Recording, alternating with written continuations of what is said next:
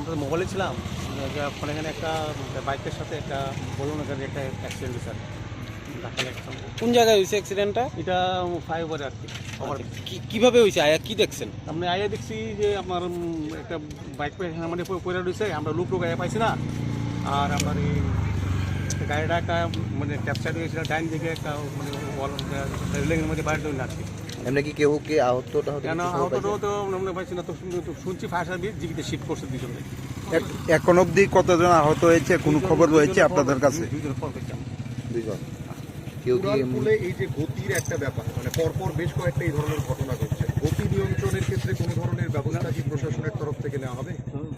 অবশ্যই নেওয়া হবে, অবশ্যই মানে নেওয়া হবে। কোনো স্পিড লিমিট মাপার মেশিন বা এরকম পুলিশ কাজ করছে তো, ডেলি এই ব্যাপারে চেকিং করছে, সব কিছু করছে পুলিশ, সব করছে পুলিশ এবং কন্টিনিউয়াস।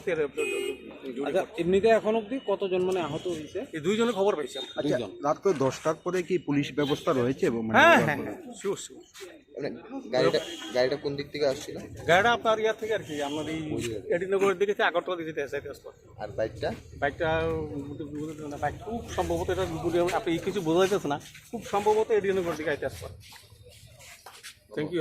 আপনার কি মনে হয় যে সবাই ভিডিও না না এটা দেখছি হ্যাঁ বাইকের মানে জিনিসপত্র করেন না সাইডে দিয়ে হ্যাঁ করছে। আচ্ছা, আমি শুধু এর দূরে জানি, আমি আর কিছু জানি না। কেমনে হ্যাঁ, নামটা কি?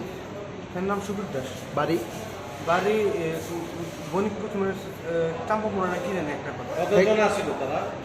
সেটা বাইকের দুজনই আছে। কে কে কে কে নাম কি দুজনের? একজনের নাম বিশ্বজিৎ আর তারা কই থেকে আইতে আসলো?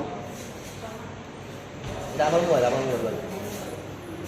সেটা আপনার টাউন থেকেই ওই দিচ্ছে এটা আসলো ইন্ডিয়া থেকে। গাড়িটা কি মনে হয় যে তোমার গাড়িটার কোনো একটা মানে দ্রুত গতিতে আসবে এরকম কিছু কি মনে হয়? আমি কিচ্ছু দেখছি না, আমি আয়সা শুধু দেখছি যে একজন নিচে করে না, বাইক কই থেকে আইতে আসবে? বাইক মানে ফ্লাইওভার থেকে আইতেছে, মানে কোন দিক থেকে? আগরতলা থেকে? টাউন দিয়ে মেরামার আছে। আর এর থেকে আমার নাম অম্বর চক্রবর্তী। আমার বাড়ি আশাবাড়ি ছনবন উদয়পুর। আমি ওই দিকে থাকি, এর থেকে বেশি আমি কিছু বলতে পারতাম না। ধন্যবাদ। ঠিক আছে।